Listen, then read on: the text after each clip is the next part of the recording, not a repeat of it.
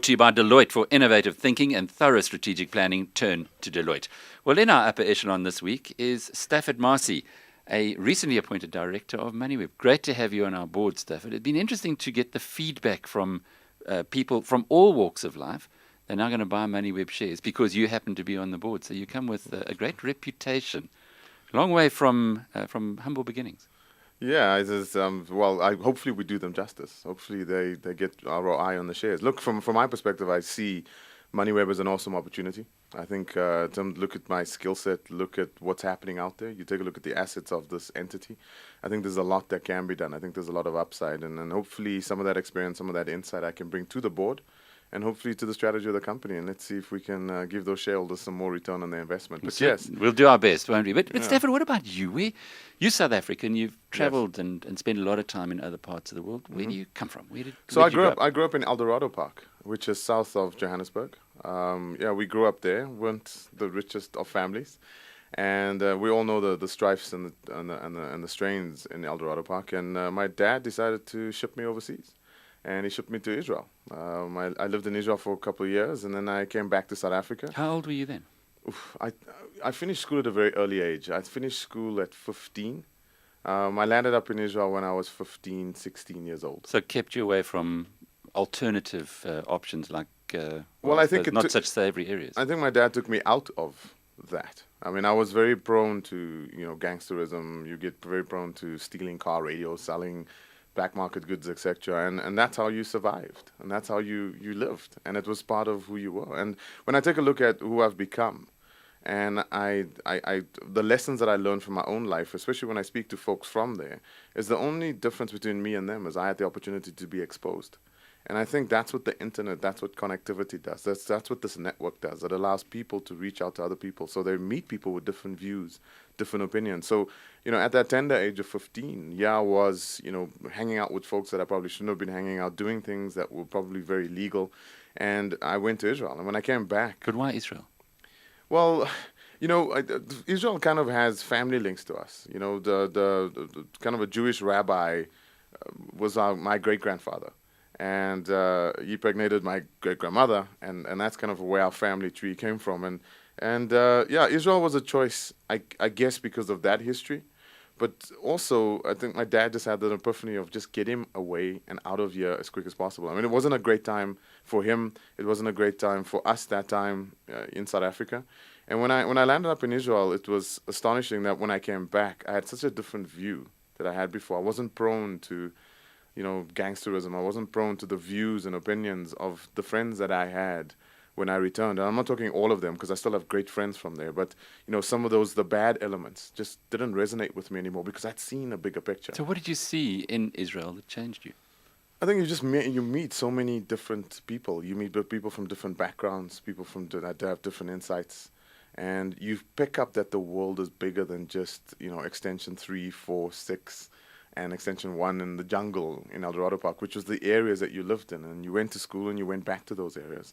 And you realize that there's a bigger world, there's more people out there, there's so much to it. And that's why I actually helped a little guy. He was working at Marrow's Arch Gym, and I actually paid for him to become a certified Linux instructor, a certified Linux engineer. And I asked, he said, okay, with his first paycheck, he came to me and it was a paycheck of 20,000 Rand. He had never seen that amount of money. And he said, I'm going to do this with it. I'm going to buy this. I'm going to do this to my car. And I said, look, just do me one favor. I've given you all of this. One thing I ask of you, and that is just spend your money on going overseas over the next 24 months. Just go to a city every quarter that you've never been to before in the world. That's what I want you to spend your earnings on, and that will be my return. That's all I ask. And it's amazing how different this individual is now. And I think that's what it's all about. I think it's exposure. And again, back to my point, I think connectivity and the network and the internet does that. It reaches out so people can meet other people of different opinions to understand that there's a bigger world out there. Such an interesting point you make there. My mentor was Donnie Cronje, who was the chairman of ABSA. We worked closely, and he said every time he went abroad was like getting another university degree. Yeah. I think he was possibly exaggerating a little, but the learning experience, educational experience, certainly came home to me. Yeah, I mean that was that. So that was in my early days in Israel, but I've worked in different instantiations. Just kind of fast forwarding. If I take a look at those 7.5 odd years that I spent in the United Yeah, States. how did you get to the US? Just take us through that story. Well, I had a little. I was involved in a little consulting engineering services company, and we had built this company up. We had a house in East Pretoria, and it was great because we had a house just filled with engineers, and it was just a bunch of smart geeks. And that's what we did every day. And we slept there, and we lived there, and we just coded and we hacked, and it was fantastic. And we built a business out of that. And Doing what? We were doing consulting services, but real software development, engineering, architecture stuff. We've picked up that the industry actually had a gap. Back then, this was 95, 96, 94, 95, 96. In that period, the industry was made up of salespeople that were moving boxes. They were just shipping tin. People were buying compact machines and local area networks, and then building their first LANs and buying Cisco equipment, etc. But nobody had the skills to go put these things in properly, architect them properly, design them properly, support them, etc. And so we saw an opportunity, me and a bunch of guys, to create a company that looked after engineers, that looked after technical people, because technical people weren't being valued in all these different companies. You had data centrics, you had the Dimension Datas, etc. And we felt that if you weren't a Cisco certified engineer in DD, you weren't as valuable as the other engineers. If you weren't doing this in data centrics with Compact maybe, then you weren't as valuable. So we said, wait, we see a niche, let's create this. And we were engineers too, so we did, and it was a very, very successful company. And my dad, when we were really kind of ringing the bell every day from a sales perspective, my dad said, an opportunity came along where I could work for Novell. And this was a multinational software vendor. I had worked for Telkom, coming back from Israel, as a network analyst and the biggest network in South Africa. Then I moved on to Dimension Data, and I tried to establish a software business inside of DD. And DD at that time was a business selling toasters that data went through, those Cisco boxes. And that was their core focus. And I actually sat down, I'll never forget this, with Garrett Tyndall. And Garrett said to me, Staff, what you want to do, my suggestion is go do it on the outside. And I won't say the name of the individual because I was promised to secrecy, but an executive in Dimension Data sat down with me and said, Stafford, I believe so much in this vision that you want to do, but this is not where you should do it. And that individual wrote me a 650,000 Rand cash check. And back then, I've never seen that much money. It was astonishing. And then with that money, I went and obviously established this engineering services company with a couple of other partners. And it was very successful. It was fun. And so I had been in a big company like Telkom, big consumer of technology in a big wide area network, because they had the biggest network back then with the best people, and they invested a lot in training, and it was great. But, all the social challenges I picked up there too, not just professional. And it was the first time that I dealt with apartheid very personally in my face. When I say apartheid, I'll say racism, not just apartheid, was at Telkom. And I'll never forget what my dad said, is he said, you have two choices in life, being the color that you are and the person that you are. Either you go out and you ensure when you get up there and you instruct and you teach people these technologies that you need to do, because that's your job now inside of Telkom. This is the role that you need to play. If they're going to challenge you, I used to be a certified Novell instructor. I used to teach Novell technology inside of Telkom in the Novell Authorized Education Center that we had around the country. And I'd bump into people that had never sat in a classroom with a person of color teaching them anything in the different areas of Telkom, and they had a very hard time with that. And they used to challenge me, and they used to say things at me, insult me, etc. And it kind of broke me down. And I went back to my dad and I said, how do I deal with it? And he said, look, you've got two choices. Either you cave, or you make sure that whenever you're in that room, you take the responsibility of understanding that you've got all of these people behind you that expect you to do an amazing job there, so you break that stereotype. So every time you walk in the room, make sure you know every product, every aspect of it better than anyone in that room, and you answer every single question, and you are articulate, and you can make it happen. Because if you do that, you make it easier for the next colored guy, the next black guy to come in. That's your role. That's your responsibility. Choose. And I chose the latter. And it was harder, but it was more fulfilling in the end of the day. And sometimes I feel, even in South Africa today, you meet young people that have this notion of, because of the past, etc. And I think, no, be the best. Walk in that room and be the best. Because when you are, people remember you. You can stand out. People may not remember my name, but wherever I go in the world, people remember my face and what I said when I was there, because it stood out for them. Why? I think that it is because I'm so different than what they expect. I'm not the quiet guy in the room just smiling and sitting there. I am the guy driving. I have my opinions, and I think that. So I took this weakness in that I picked up in myself, and I made it a strength. Anyway, so But that's a good part of life as a whole, because you could have, I suppose, gone on a very different track had you been an angry young man. correct. It wouldn't have done you any good, and certainly wouldn't have done those people who needed their minds changed any good. They would have just reinforced their stereotypes. And you know what? I met Gideon Leroux. He's still at Telkom today. He's a very senior guy, and I met him yesterday at a conference where I spoke, and he came and he walked up to me and he said, "I'm so proud of what you've become," and he kind of echoed what I've just described there. I'll paraphrase where he says that we never really expected this. We saw this young colored guy come into our environment, and we thought, okay, BEE or affirmative action at that time it was called, and we'll see where this goes.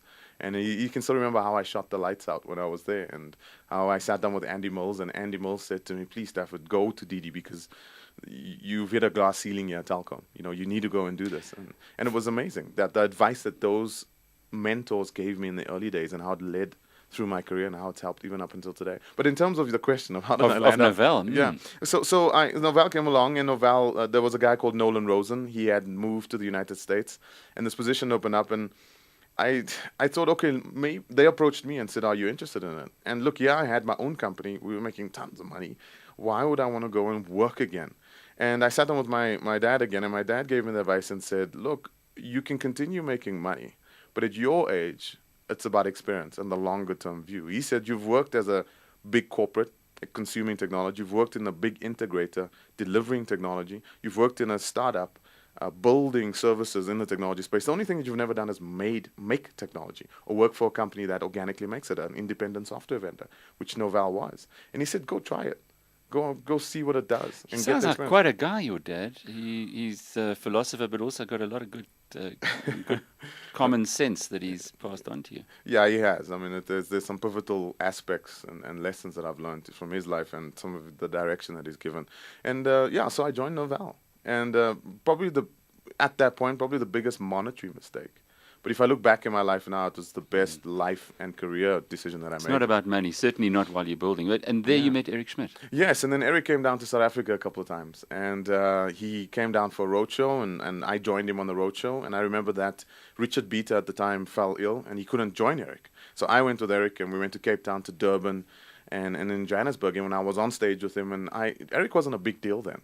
He was the ex-chief technology officer of Sun Microsystems. He then joined Novell, and he came down to do this roadshow, and I was this arrogant, naive little guy that thought I knew Novell technology better than anyone else did. And we went on this roadshow, and we sat down at dinners, and he really got to know me. The second time he came down, he said to me, "Look, I'd like you to come over to the United States and join a team that we're building called Global Corporate Technology Strategists."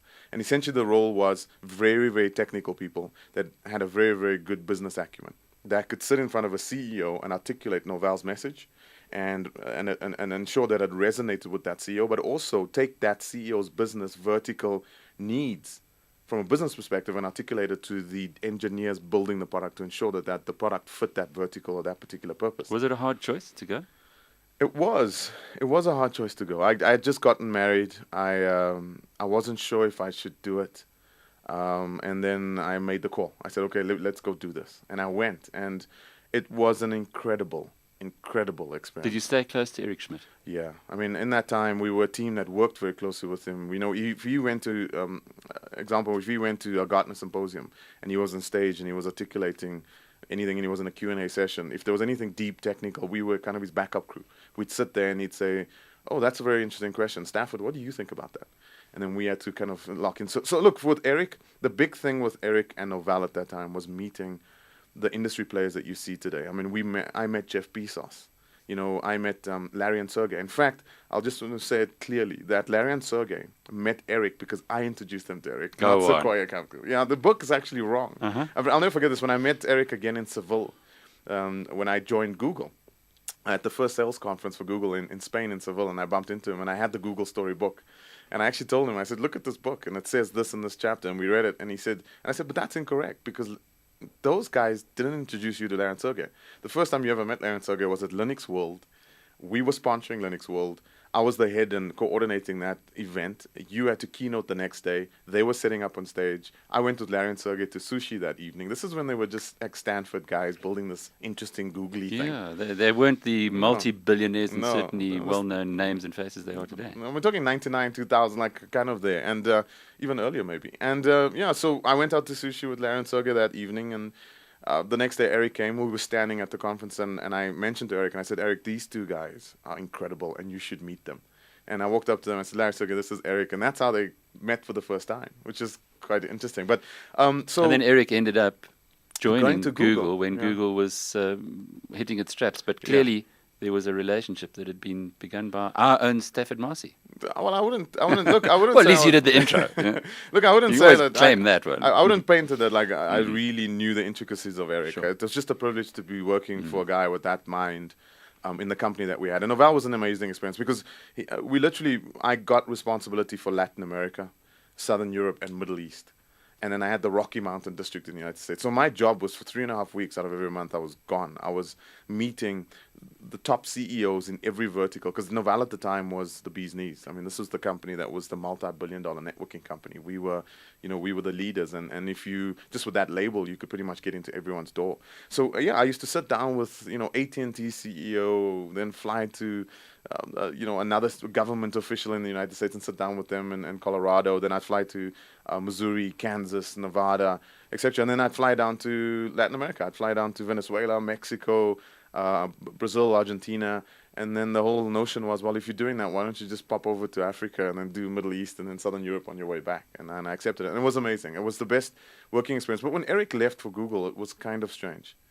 Because at that point in time, we were surprised. I definitely was surprised. I thought, wait a minute, a search company. There's AOL, there's Alta Vista, there's Ask Jeeves.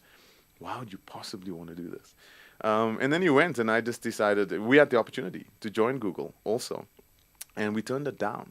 And again, the biggest But moment... he phoned you and said, come along, or did... No. We were approached indirectly. It said, look, you had worked with Eric Schmidt and da-da-da. And I wouldn't say it was a direct correlation to it, but we were offered the opportunity to join Google in the very early days. And I turned it down. And I decided, no, I was going to come back to the United States. I had 2 daughters, Bethany and Amber.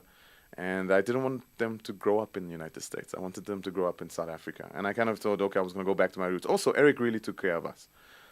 So it was an opportunity for me to kind of shut down the engine and become what I always wanted to become, which is a rescue helicopter pilot. And I thought I was going to come back to South Africa and I was going to come and do that and just watch my kids grow up. What was his name? Chris Stone. He was the vice chair at the time, and he sat down with me and said, look, we'd like you to go to South Africa and reboot the office. Richard Beater's leaving. Take a look at that. It's not doing really well. Let's see what you can do. And I was very involved in the open source space. And you'll find if you go do a search on my name, there's a lot of links that are very controversial links. Because at the time, Novell got into this free and open source software movement. And it was this big company getting involved in this anarchical, cool, underground movement world. And they didn't really accept that. And then Novell did a deal with Microsoft with the patents associated with open source. And people still didn't like that. And I kind of became an advocate of that movement in South Africa when I came down because of the timing. But also because I had organic knowledge of it being at the head office of Novell, the acquisition of SUSE Linux at the time, the deal that they did with Symbian, and the people that I met in the open source world, Nat Friedman, Miquel de Casa, these are big open source technical guys, and became very good friends with them.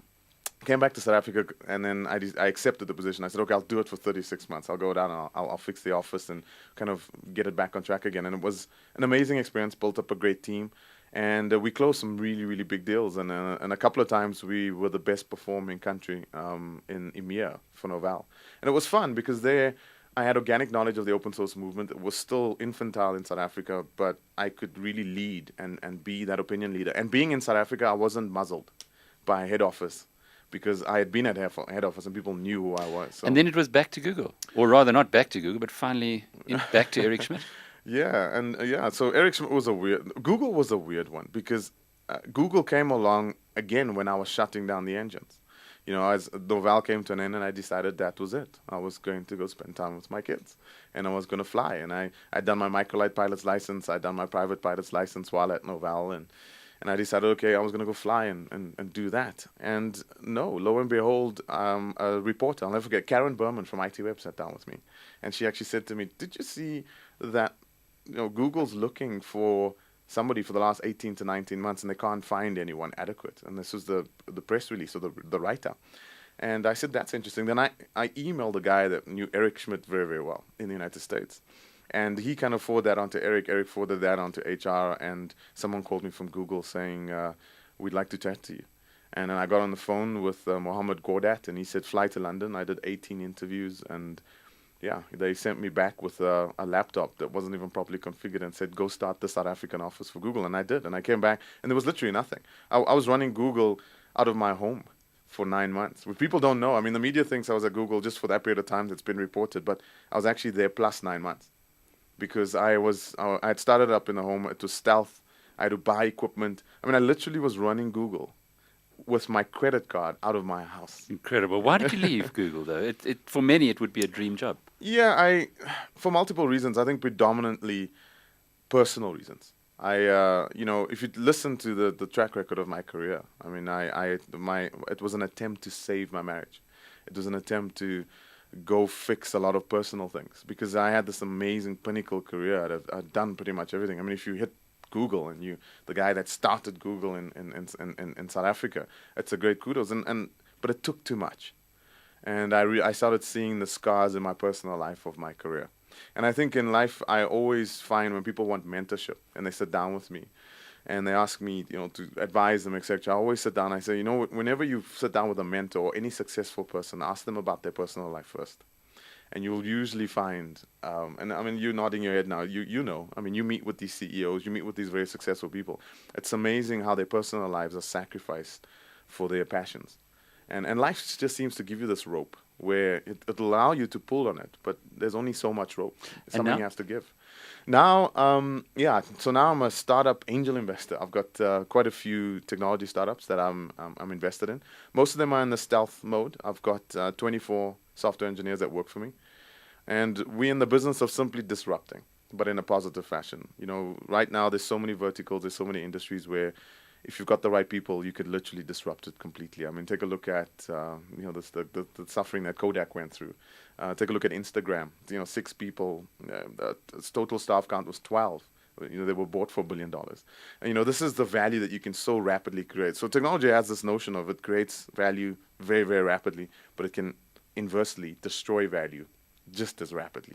So we're doing some really interesting things. I've sold 3 technologies to date since I've left Google, and we expect to launch some things in South Africa which people will see in the payment financial services space that will change the game, and it will be a world first. We are building technologies that have never been built before.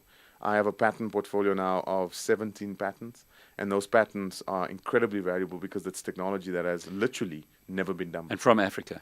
From Africa, yeah. And people say we have a lack of skills, brain drain. I don't see that.